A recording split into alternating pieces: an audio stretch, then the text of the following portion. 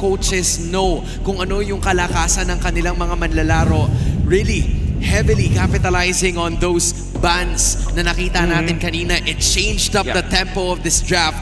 Will it change the tempo of this game? Burrito, Womi, you gotta go and get this one for game number 3. At matapos ang back-to-back na comeback games, ay narito na nga tayo sa game number 3 kung saan makikita na natin kung sino nga ba ang makakalamang sa seryeng ito, kung sino ang mauuna sa ating match point. Momentum ang hahabulin na magkabilang kupunan na nakikita natin ngayon. Team Liquid Philippines and Aurora Gaming.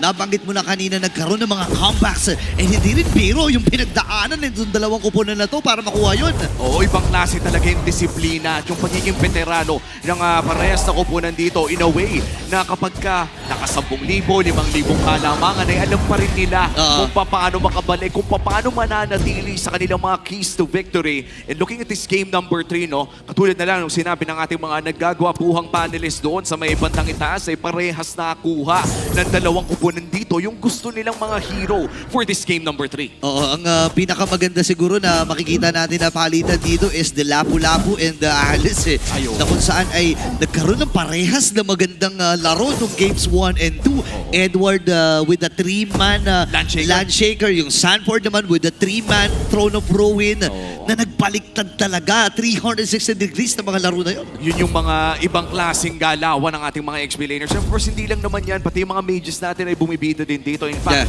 lahat ng roles natin dito ay matatawag natin kabilang ng mga all-star ng MPL Philippines na ngayon. And sa ngayon, makikita natin na hawak ni Oheb ang CC Gold. Isa sa mga gold lane pickups na nauso around week 8 or even week 7 of MPL Philippines ng regular season at nagpatuloy namang ginamit ngayon dito sa loob ng playoffs. Na nakikita natin kung bakit napaka-sustainable at napakasakit din kapag nakakuha na ng kanyang first item. Oo, mahirap talaga kalaban yung isang CC na yan. Ang isa pa sa mga malalaking problema dyan, yung ideya na kapag kumapit yung curtain call ay madaling target para kay Sanford na iland yung kanyang Throne of Ruin. Pero sisimula na yung unang pagong, ha? Ayan na nga, half HP para dito sa Lord. Nakapasok sa Cartesi, Uki Shadow Kids. Sino makakuha ng pagong? Si Demon Kite ang nakakuha, no? Landshaker ang bibitawan. Pero mamamatay din si Sanford. First blood para sa Aurora. Pre, nakakuha ng pagong. Nakakuha pa ng first blood. Kulang na lang ng fries and drinks pare, tsaka libreng upsize. At mukhang papasok pa nga ng jungle ng sign ng DLPH ang Aurora Gaming at makikita nila si JP. May kasabay pang AOG ngayon na itot din itong si JP. Grabe yung nagiging sistema na ginagawa dito ng Aurora Gaming habang pinag... Dito na yung OM. Mapapatay pa si Doming Kite. Meron pa rin naman siya pang-dash pang-atras. Pero nagamit na yung vengeance. Hindi lalaban si Doming. Alam niya kung kailan siya titigil. Grabe itong palitan na to, ha? Bawal barilin kapag nakita mo na ka-vengeance. Parang kinaltukan mo na din lang yung sarili mo. Pero Sanji, delikado dito. Uy, level 3 lang siya. Alam na walang pantakas. And Demon Kite, nakakadalawa na itong si Smiling Demon. Mainit si Demon kahit nag-red-red pero mukhang may 2v2 na magaganap dito. Sanford makakatakas naman pero mukhang si Carl TZ ang mahuhuli doon. At mukhang kakalma na muna. Men, hinanap natin yung ganitong klaseng aksyon ng games 1 and 2. Mukhang game 3 makukuha na natin. Agaran na naman papasok ang Aurora sa orange side. Oo, si Sanford ay nandun na rin naman. 4 na miyembro from Team Liquid Philippines ang poprotekta at magbibigay ng proteksyon dito kay Carl. And given na yun kasi kalaban mo ba naman isang friend rin.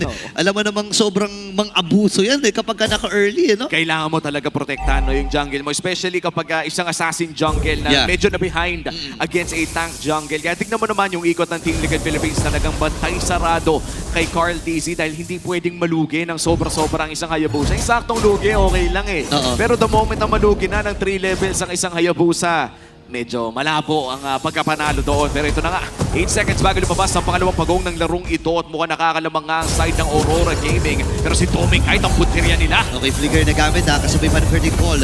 Sinajagi lang nila yung damage ng Torre. Pero AOG from Light para lang protektahan itong si Doming. Habang yung pagong ay sinisimulan na rin ang Northern Lights. Flicker lamang ang na-burn kay Doming kahit at ngayon yung Turtle ay hinahawakan na ng Aurora. Si Sanford ay magbibigay ng vision for the side of Team Liquid. Pero mukhang alam naman na ng side ng Aurora na ibibigay na ito. Wait! Okay, na-retry. Kamutikan lang, no? That's retribution secured for the side of Demon Kite. Pangalawang pagong na ito ng side ng Aurora Gaming at Tila ba'y nakokontrol na nila ang early game. 5 minutes in, 3,000 na ang kanilang kalamangan. Gantong-ganto rin yung nangyari nung game number 2 na sobrang nadomina yung early phase ng game number 2. And kung papansinin natin, hindi pa rin naman nakakapondo itong si Carl TZ, no? Kaya nga naman binabagalan muna niya. Hinahayaan lang muna niya na umikot-ikot yung Aurora at tiisin lamang. Total, mga pogi naman to. Hindi na natin kailangan sabihin na tiis pogi lang eh. Oo, alam na natin yan eh. Alam Sa na totoo yan eh. lang yung pantunaw ng side ng Team Liquid Philippines against Tanks ay napakaganda din. No? Diyan naman talaga sikat ang isang CC gold Oo. lane at pati na rin itong Sanji Dunox Dunox. na nakikita natin. Talagang pangtunaw yan ang Fred Ren kapag umabot na ng late game. But again, ito na itatanong natin tanong. Kung aabot ba sa punto na kaya na nilang tunawin yung Fred Ren dahil sa ngayon, no, medyo nahihirapan ang Team Liquid Philippines sa makahanap ng pwesto around team fights dahil nga palubo lamang ng palubo ang gold lead na meron dito ang Aurora at yung box control nila dito ay napaka-effective dahil nandito kay Yue. Ang hirap pumasok kasi at ang hirap bilhin ng trip dito ng isang Fred Ren. Bukod sa continuous na taunts na meron siya dito and yung crowd control, lagi rin nakaantabay si Yue sa kanya. Baka mamaya kasi pag pumasok ka sa mundo ni Demon, hindi ka na makalabas kasi may river manipulation at ang dami pang mga elemento na pwedeng ilapag. AOG din ay pwede rin gamitin. Alay Pero ko! naipit si Carlito! Naku po! Sinalubong niyakap ng mahigpit ni Demon kahit Masyado pa atang mahigpit. And in fact, may mapipili Oy! pa ata pero makakataka si Sanford. Direct na sa real world manipulation. Flicker is burned. At maagaw pa nga ang purple dito. Team Liquid Philippines, hindi sila makapwesto, pare. di nga makahingay and nararamdaman na talaga yung 5K na lead dito in terms of economy para dito sa Aurora Gaming. Kung sila ay available na rin para dito kay Light, so may mga surpresa nang pwede tayong i-expect para sa Aurora Gaming. Oo, Torre nakakuha din ang side ng Aurora at mukhang susubukan ni Sanji mag-push sa ibaba. Pero itong pagong na ito ay parang panigurado na mapupunta sa side ng Aurora. Maliban na lang! Ay! Kung aagawin ito ni Carl TZ via that quad shadow at hindi kakabit ang AOG dito. Throne of Ruin na gamit na rin.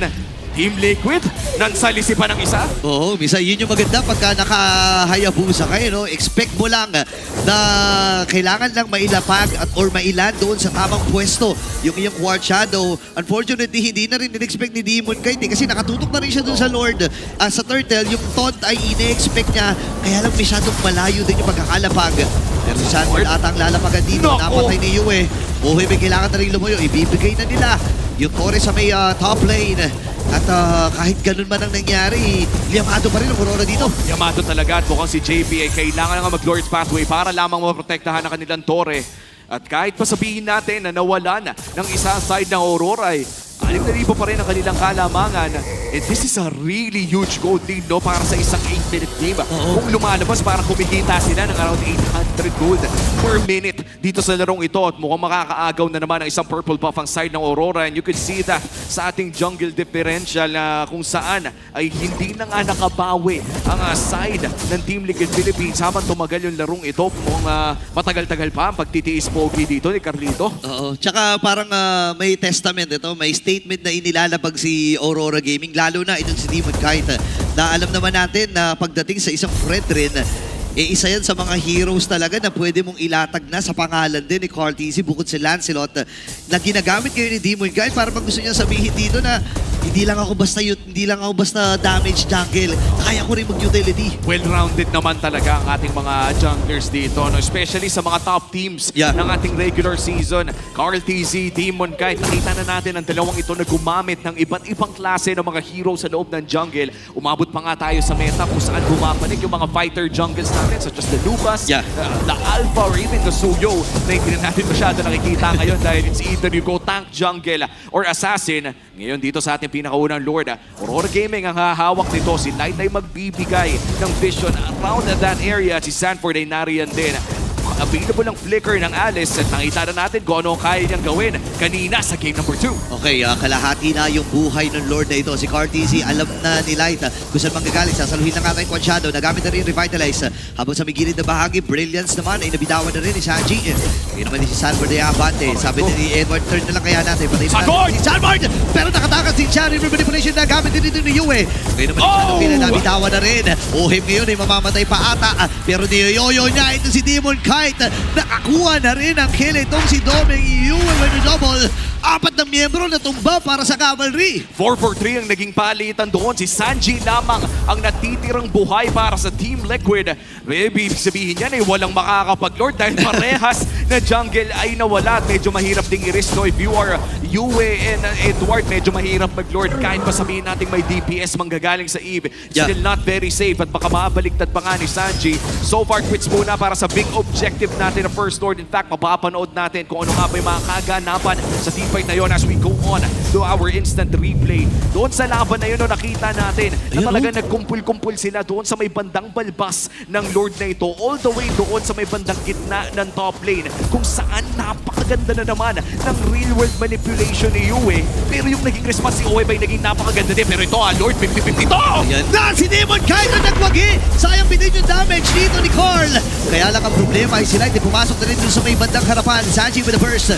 Nagamit na rin yung kanyang brilliance. Mamamaalam si Daddy JP. Si Edwin napatay din. O Doming Knight. Libre lang talaga yung kanyang pag-hit dito. Nakakadalawa na. Ito na JP magiging 4. At maagang wipeout para sa Northern Light.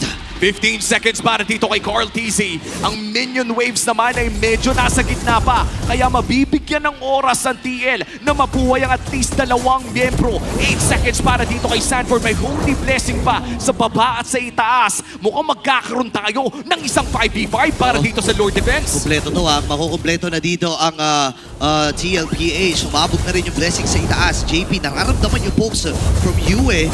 Light ay naka-abante. Hindi ba naman available yung kanyang AOG. Lord, isasalubungin na niya. Nilapag yung Glorious Pathway para lamang iwasan yung plano ng Aurora na dumikit at lumapit doon sa Torre.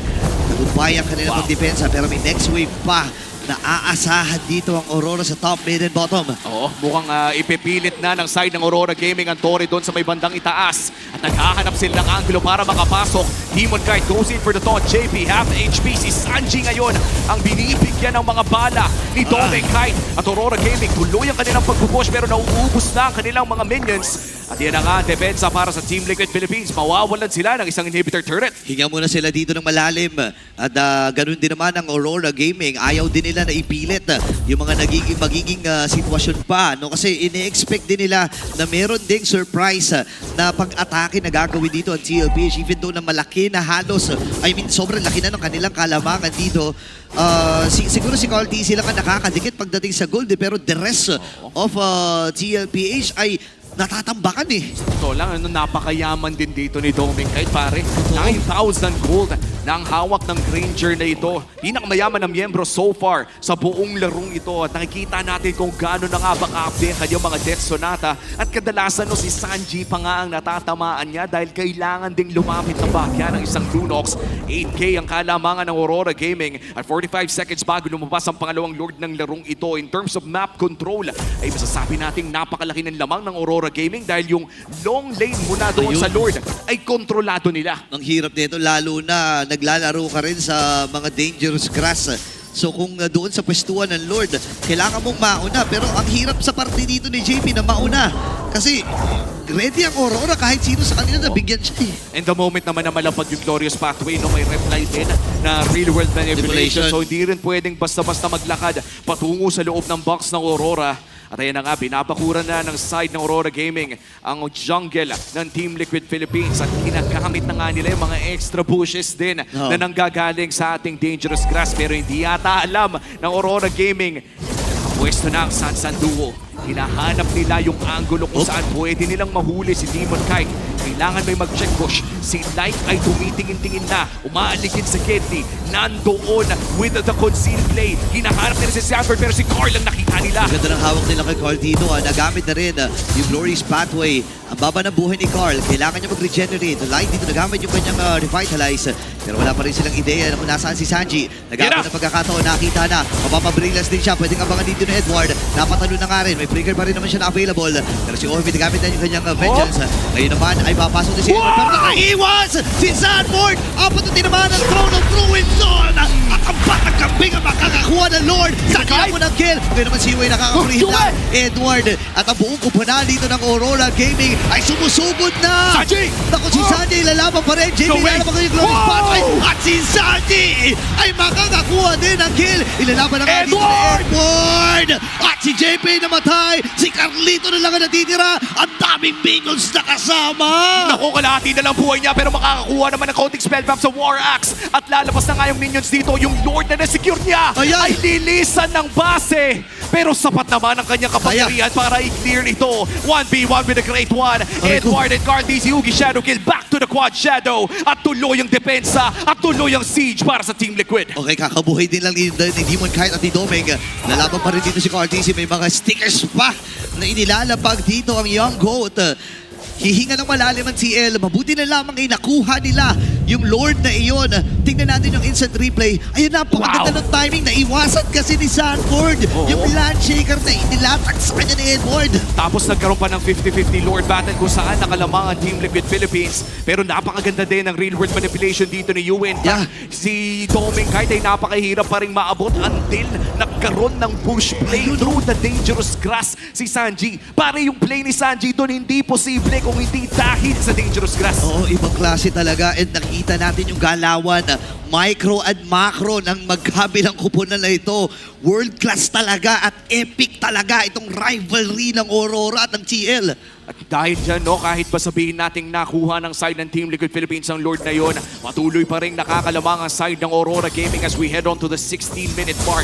Sisilipin natin ang ating Infinix in-game equipment. Nakabawi na nga si Carl kanina. Ay lamang si Demon Kite against Carl TZ. Pero ito na, 11k gold para dito sa Hayabusa. Pero gold lane ang uusapan ay lamang pa rin. Dito si Doming, kahit napakasakit na talaga ng Granger na to, kulang na lang tanggalin yung sapatos eh. Oo nga, yun lang habol dito eh. Feeling ko BOD na ata ang magiging huling item dito ni Doming. Kahit napoproblemahin na lang niya yung mga pang-buy and sell. Oo. Dahil nasa 16 minute na tayo at 2 minuto na lang ang ating aantayin, enhance na Lord na. Oo. So dito lalong titindi at kakapit ang magkabilang kupunan para sa Lord. Hindi nga malayo na install lamang ito ng Aurora Gaming kasi Yep. lamang naman sila sa waves dahil sa mga inhibitor turrets na nakuha nila ng napakaaga sa loob ng laro na ito. Pwede nilang isayaw ng napakatagal hanggat bumigay ang Oo. Team Liquid Philippines dahil under a timer din ang side ng Team Liquid. Hindi sila pwedeng tumambay around that Lord area considering na laging may nagpo-push ng mga wave. Ang swerte nga lang ng Team Liquid,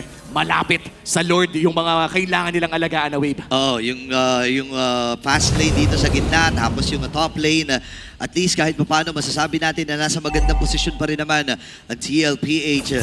Pero ang magiging problema lamang dito ng TLPH yung mga setup na manggagaling kay Edward. Nakita na natin nung game number 1, yung mga saktong Landshaker, yung mga 50-50 battle, kailangan din i-consider dito ng Aurora Gaming kasi si Carl TC talaga ibang klase. Isipin mo yun ipitan doon sa Lord kanina ay nakuha niya pa. So kailangan matahan na siya dito ng Aurora. Kailangan niya mahanap si Yue. Nagpamahanap Si Yue pa. na si Yue. Sa totoo lang, humaharap itong mage na ito. Hindi lang halata sa kanyang score dahil 7-0 and 10. A perfect game para dito kay Yue on his eve. Uy. Ito kang hinahawakan ng ang Lord. Uy, jojompagin na nga ata nila nito. Wait lang, ang lalim ata nila ito. Tumama yung Shot Shadow. Ngayon naman si Demon Kite, kinuha na ng mabilisan. Yung Lord na itong AOG na gamit din. Pero sabi dito ng CLB, sige, bigyan kaya natin si Edward. Kaya lang napakapunan talaga. Papasok ng Ay! Throne of Fluids. Kaya lang naipit ata siya doon sa pader. River Manipulation na bitawan ng Ayun! Yung mapapatay! Si Carl TZ at ang Aurora Gaming ay ready na rin para Lord! sugurin ang mga member dito ng CL. Mamamatay dito si JP. Ngayon si Oim ay hinahabol. Kailangan niya lumayo. Saan pa niya mamamatay? Si Sanji at si Oim na lang ang natitira. Ang papa ng buhay ni Demon kahit dito. Ah! Kaya papatayin dito ni Sanji. May tonda naman na bibitawan. No way! Kaya nagamit niya Lord. Ay nasa may bandang gitna. Pero mamamatay na rin natin dito si Oim. May wipe out na mangyayari. Aurora Gaming. Tuloy-tuloy ang pagkatok. May kasama na silang Lord. At match point na sila. Isang panalo na lang ang kailangan ng Aurora Gaming. Unti-unti na